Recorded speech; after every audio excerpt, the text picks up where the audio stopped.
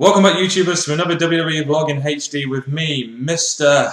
Parkin. And this guy sitting next to me, he is my SummerSlam correspondent for the day and for weeks to come. It's NJ. What's up? And I'll give you a little bit of a hint there as to what we were doing. Today we're going to be starting off our SummerSlam review series. We're going to be starting from 1998, working our way through 2010 at some point. Yes. But before we go into this video, make sure you guys subscribe up above. Like this video and comment your thoughts on what you thought of this coming video coming up. Today we're going to be reviewing SummerSlam 1998. Looking forward to this, NJ? I am very much so. And also, we would like you to keep in contact with us with the links in the description box below. Yeah, we really do want to hear your comments for this show, since it's a very old show. And video responses as well, if you want to video responses with your thoughts on SummerSlam 1998. But anyway, let's get started with this review. Let's go. So, SummerSlam 1998, right at the height of WWF's Attitude Era at the time. Yes, it was WWF with the F. A good old Madison Square Gardens, the Big Apple. NJ, where did we start with this pay-per-view? Venis versus D'Lo Brown. For the European Championship, let's not For the forget. European Championship. Back when that title actually had some meaning. And actually when it was around. Yeah, now it's changed to the US title, unfortunately. Anyway. This, we had the big Valboski and Val Venis doing this whole sexy guy gimmick. D'Lo Brown was this sort of big guy who was a part of the Nation of Domination with The Rock and Mark Henry and those guys at this time. D'Lo Brown come out with this reinforced chest protector. I love the way he used to walk like that. He really played to the crowd very well. He was cocky, but at the same time, it was over with the crowd too. This match went 15 minutes. It was a very good opener. It's the kind of match you want as an opener. You've got a guy there in D'Lo Brown who's a very big guy but can also move, and you've got a Val Venis who can, really put on a great wrestling match when he really needs to. I was enjoying this match because we see D'Lo Brown, who I kind of grew up watching before he just went out, and I'm just saying that this match you get to see a lot of moves that you probably don't see as much now. Yeah, sort of old school moves, yeah. Old school moves, like... You get to see him, sort of push the rope and he flips into the ring. You don't see that anymore, do you? Not too much of that, no. And I was just entertained throughout this first match. One reason why I like this match, number one, it was fast-paced. Number two, there were many parts of the match where I thought the match would be over. But there was there was a couple of kick-outs there which really added to the flow of the match, and the crowd were really getting into it. And it finished off at the right time, even though it was a disqualification, unfortunately. I really would have liked to have seen this match go clean, but I guess a disqualification. It was a bit silly because of the way it happened, but all in all, the match itself was very good. It was. I'd give it a thumbs up. I liked it. Some really good spots in that match. D'Lo Brown could really move for a big guy, couldn't he? He did, and I think he was quite clever during the match. He knew how to get around Val Venis, but obviously didn't end with a clean winner. It was stupid how the referee accidentally knocked Val Venis off the top rope, and then Val Venis pushed the ref and got a disqualification. That was a bit stupid. Yeah, but the referee. D'Lo Brown retains the European Championship, and then Val Venis gives a money shot to the referee. He deserves it though. What a rubbish referee he was. Do you have anything else to say about that match, NJ? No, that's very it. good opener in my opinion. That was it. Yes. The next match we had the Oddities versus Kaientai. Now, for all you people out there who know Kaientai, they're a bunch of Japanese people. Japanese. And the Oddities were just basically there were two rappers and three huge guys in the ring. One of them was Earthquake in a mask. See, Earthquake in a mask, not bad really. No. And but I couldn't get into this match as I could the other one. This one went on too long for it needed to, and I don't know. I just wasn't feeling this match. This was one of those matches which was made for the crowd, for the kind of novelty. You had the Oddities coming out rapping, and it was kind of like a contrast of style. You have the Japanese, you have the rappers. It was kind of like a contrast of culture kind of thing.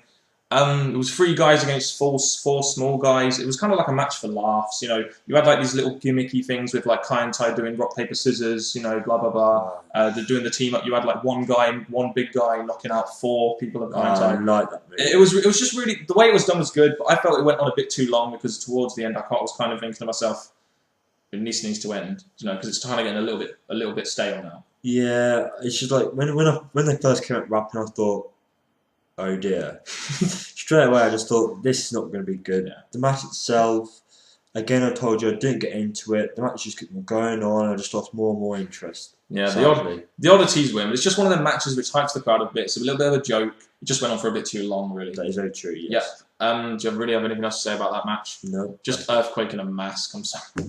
Just love seeing Earthquake in a mask. Yeah, and we also have a South Park doll at the end as well. Brings back memories for me. I used to have a doll exactly the same as that. But we'll move on to the next match. Yeah. Yeah. The next match was a hair versus hair match between X-Pac and Double J at the time, Jeff Jarrett. We saw a little clip earlier on, like we saw Howard Finkel getting shaved by Jeff Jarrett, I think, his head. Yes, so it's kind of a little good bit of build-up going into that match. And we saw Howard Finkel become an honorary member of DX for the night. But he couldn't crotch chop to save his fucking life. No. This match, X-Pac is another one I grew up watching. I find X-Pac really entertaining. I think he's not the best of movers in the ring, but he did his job. And in this match, I think I'll entertain this one. This one's a good match. This match went on for about 10 minutes. It kind of had to with, like, you know, the stipulation in it. You know, as you said, X-Pac is a great mover. He did some great moves in this match. But let's not deny Jeff Jarrett as well. He did his part in this match. Yeah, he was a strong candidate for X-Pac. Yeah. The best thing about this match, I think, to me, it was a very back and forth match. But the best part of this for me was the fact that X-Pac hit Jeff Jarrett with his own guitar. He sold it more times than you could ever do in a million tries, Jeff Jarrett. It was a great ending. Yeah, I enjoyed it. It gave X-Pac the win, which, again, I haven't known much history about it, but from what we're seeing in the videos, it was good that X-Pac won for Howard Finkel. Yeah, I think the right guy won this match because we know most people hate Jeff Jarrett. You know, they tried to cut Jeff Jarrett's hair unsuccessly, but I guess they're not really hairdressers, the New Age Outlaws, X-Pac and the Headbangers, so we'll forgive him for that one. He gets out there with his hair on intact, kind of, but I kind of wanted to see him bald, but there you go. Hopefully that will get, as we might have seen, maybe it gets done laterwards. But hopefully, oh please let that have been the case, please. We then get a backstage promo with Rock. I miss these promos so much. The Rock doing his usual backstage, you know, shut up, Michael Cole. The Rock is talking here. You know, The Rock says this. The millions and millions of fans want to see The Rock in the IC Championship ladder match. I just miss those promos so much. He is by far the best on mic when it comes to backstage segments or in-ring segments. I just think I found this good, entertaining. It was getting ready for the match. I give it a good. And let's not forget, this was when he was back in with the Nation of Domination. You know, I think he was supposed to be a heel until they made him babyface kind of after this pay-per-view, after they realised that his sort of People's Champion gimmick was really going to go very far. That's true. But he was by far the best at these promos. By far the most entertaining person backstage too. After this promo, we got a nice little mixed tag team match between Mark Miro and Jacqueline. Jacqueline, a very, very accomplished female wrestler. And they're going up against Sable. This, I think, was the first big match of Edge. Sable introduced Edge as her partner. And it was good to see Edge in his first match, really. I mean, thinking what he's accomplished now, it was good to see Edge really in his first match, giving him his first glimpse of pay-per-view time, pretty much. And this match, again, so far, the match has been adding up to be pretty good matches. I enjoyed this one. You get to see something that I've not seen in WWE because they changed the rule, was the women were allowed to be in the ring with the man. To be honest, I'll tell you one thing. I was very impressed with Sable in this match because I didn't think she had very good wrestling ability until I really saw this match. She did show she had some wrestling ability. I was a bit weird though, the fact that Jacqueline, a very accomplished female wrestler in my opinion, was kind of scared of Sable. It was a little bit stupid, but I guess the match worked. You know, Edge to hit his spots. There was a lot of distractions in this match as well, which kind of stopped the flow a little bit, but it was still a very good match. It was a very good match. And then we get the end where Mark Miro gets pinned by Sable. After a double team from Edge doing a drop on top, Personally, I would have liked Edge to pin Mark Miro just, you know, for a push or something. But I think at the time, Sable was more emotionally invested in the storyline, so I guess it kind of made sense for her to win the match. I think according to I think Mark Miro kind of phased out of WWE or WWF at that point, so that was kind of one of his last major matches he had in WWE. And also, he did put on a fight. He did do his part in the match, but obviously it was more concentrated on Edge. Dressed like a boxer, mind you. With that mustache as well. Who could forget that mustache of Mark Miro?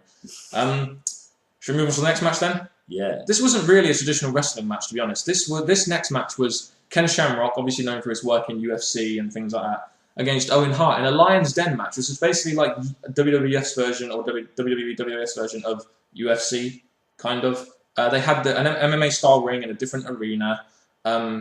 there was good atmosphere for it. I think the people were looking forward to it, and it kind of suited Ken Shamrock, and I think it really went far to develop his character. You know, just moving on from his UFC career. He was very dominant in this match. I give him that. There was a good fight between both Shamrock and Owen Hart, and I don't know, the match felt good because it was so. Yeah, I've not seen it in a long time, and I'll say it was the way it ended was good as well. You get to see Owen Hart trying to lock in his finisher, I think, and then it's Bret Hart, Shamrock. Why did Shamrock remind me of? No, it wasn't. It was who reminded me of? It was Owen Hart. He kind of reminded me of Jack Swagger. I don't know why in this match, but again, as I'm not a really UFC fan, so this match kind of was a bit confusing to me. I liked the way they did it uniquely to suit to Ken Shamrock's style, and this whole build-up seemed very good from the promo we got. It's just a shame I'm not really into that MMA sort of style of fight. I'm really, I'm not into that, so it kind of didn't play well to my strengths. But even though that was the case, I still thought it was a very good match, very brutal inside that cage, which is how you want rivalries to be settled. I know Owen Hart, as you said, taps out to the ankle lock. So again, it was. Although I wasn't a UFC fan, I was still entertained by this match. Yeah, I'll say that for a match that had two people that were in a rivalry, I think this cage kept them where they should be and in the ring having to fight each other to the very end. Definitely, yeah. The next match we had, it was a handicap match because apparently Kane couldn't make it as Mankind's tag team partner. His car got bashed up or something like that. So it was Mankind who'd been sort of persuaded by Vince McMahon earlier on in the night to form in this because he hitchhiked to Madison Square Gardens doing it for the people. The people deserved their money. And he went up against the New Age Outlaws, Road Dogg and Billy Gunn in a handicap match. And basically, it was just a squash match just to get the New Age Outlaws just bashing Give down. them the tag team titles, basically. But Mankind did do his part in the match. He did try and fight back by using weapons and that. But it just weren't good enough. I just loved hearing that. Oh, you didn't know? Oh, it's been a while since I've heard that. It's probably one of the best entrances, in my opinion. Just because of the way he does it, just like it's live. And it is. But there's something I want to say. It was not the match that actually did it for me. It was the ending. After the New Age Outlaws win, they put Mankind into the dumpster they brought down. Yeah. And who happens to be in there? Kane, and he's got the sledgehammer. Mankind lost. He goes down, hits Mankind, and then takes the dumpster backstage. That was all due to the Road Dogg and Billy Gunn bringing out the dumpster at the start of the match, which I kind of liked. It was full of weapons. It was good they introduced weapons into the match. They did the whole spike pile driver thing for the win. Although it was 5 minutes, it just was to get the titles to the New Age Outlaws. So I don't know. We all know Mankind can take a bump. He can. He's really good at that. He does. He's shown in future matches and past matches. And Jim Ross saying, "Did you hear that? Did you hear that sledgehammer shot?" God, I missed that commentary. It made it so much more realistic, didn't it? This wrestling rather than entertainment. There we go. The next match we got was, in our opinion, the match of the night. We had The Rock with Mark Henry versus Triple H with China in a ladder match for the Intercontinental Championship. And the first thing I'll say about this match is, from The Rock and Triple H, you don't expect a high-flying spot match. No. But you do expect the match to be good. You do expect them to use the ladder. You do expect them to hit some spots, but you expect a nice, slow build-up match, and it to lead to, good storytelling. And this is what we got in this match. This match was really entertaining. Not just because Triple H started to become my favourite around about this time, but it's just because the match itself, it was the creation of a good rivalry there. Yeah. Oh, this wasn't just a one-off. This is continuous. So seeing them fight and get used to each other, get them wrestling each other, it was just really good. Again, this is when it was kind of DX versus Nation of Domination, Triple H's faction versus the Rock's faction. We had a live DX performance from the Chris Warren band, which was good to see. It was a good addition for that whole DX theme. I think also the package we got that shows you the build-up before the match, that was good because it explained what happened, it explains why this match came along and how important it was for both Triple H and Rock. WWF were very good at that in their early pay-per-views. From what I see, from what I've watched, especially like Royal Rumble 2000, that kind of time.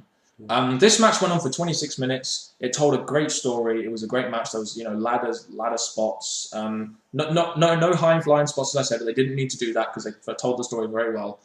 The right guy won. Triple H was very over with the crowd at the time, and of course, as we know from then, this was kind of The Rock moving on to bigger things. Because he built up this whole Rock character, this whole People's Champ character, and then he turned face and went after the WWF Championship. which was right for Stokes. He deserved it. Yeah, I think later that year he was in the WWF Championship contendership with Stone Cold. So that's how all that worked. What were your thoughts on the match, MJ? I give it a thumbs up. I really enjoyed this match. It was obviously what I'm going to say. I know we haven't explained the last match yet, but this was the match of the night. This was definitely the match of the night for me, just because this rivalry will never get old. This rivalry will never get boring between Rock and Triple H. The intensity is always there between them two, and they always seem to put on a very good match. And continuing this, they did continue progressing, so that was good for us to see. What about the main event, MJ? Okay, we have Stone Cold versus The Undertaker for the WWF Championship. I think this was back when Stone Cold was kind of still solidifying. He was the top face at the time, but he was still kind of solidifying himself as the WWF Championship. And I think the WWF at the time thought Undertaker would be a good opponent to kind of keep solidifying his little push as the face of the company. And it was a 20-minute match. It was a very good match. We saw a great spot in there with Undertaker jumping off the top rope onto the announce table. I didn't think he was ever going to do that. Well, the thing I want to say about this match is that you've got Undertaker, who's obviously there to have the most chance to win, it looked like, throughout the match. It looked like Undertaker was going for the win. Yeah. But obviously Austin didn't allow that, so he fought back. And someone who weren't allowed to be at the match, Kane, he was not meant to be there, he said he wouldn't come, actually came down, and Taker just said, go back, I'm doing this. Which is very good, because at the end, when Austin won the match with a stunner, we saw at the end that Undertaker gave the title to Stone Cold Steve Austin, shook his hand. It was, mutual respect there, which was good to see. This match as a whole told a good story. It was good that it was one-on-one. I think if they had an interference, it would have ruined the match a little bit. So for me, it was good one-on-one. And again, the way the match ended leaves the door for them to face each other again, which hopefully we're going to see again in our later pay-per-views. Yeah. NG, what were your overall thoughts on that match? I don't think it was as good as the Rock Triple H match, but it's still a very good main event with Stone Cold winning and Undertaker doing very well to make Stone Cold look very good and keeping the champion. No, I don't think it's as good as the Rock match. No. But what I'm going to say about this is that it was another entertaining match, a good way to finish the night off, and I think the way the match went, the right guy won. Yeah, definitely. Stone Cold at the time solidifying himself as WWF's top face. So. And Taker was helping to put him up there. Yeah. Taker was at that time when he was really doing that quite well. So overall, the match itself was very good. What were your overall thoughts on the pay-per-view though? Overall, I'm going to give it a good thumbs up because it kept me entertained. It had good matches. It was good to relive these kind of moments, good kind of moves in the ring. So I'm going to give it a good thumbs up. Yeah, I don't want to grade it too much based on nostalgia. I want to look at the pay-per-view itself and grade it. I think the opener was very good. I think there was some matches in there which were very good. The Rock Triple H, not only was that a good match, it told a great story, and it was sort of like the future rise for Rock and Triple H, of course. And of course, we had Stone Cold retaining the WWF title, being the top face. So I have no complaints about that. I would give that a solid B pay-per-view, in my opinion. Mine's going to be a B2 because it was just that, obviously, every match was entertaining. Every match had a point that showed the right winner won. One match was mad. That was a tag team match. Yeah, I know that. Overall, But to be honest, the nostalgia, this is not like the earliest we watched back. The nostalgia feel going into this pay-per-view was huge for us because it's probably the first time we've really watched a 98 pay-per-view properly all the way through. So that's all is that all we got to say about that? Do you want to say anything else, MJ? All I'll say is bring on next Summerslam. Yeah, definitely. Make sure you guys, once again, leave your comments on the Summerslam, on what you thought of 1998 Summerslam and Madison Square Gardens down below. Alternatively, you can give us a video response. That has been it from the British Fist, of course, and next review we'll be doing will be the 1999 SummerSlam. So check it out. Definitely check it out.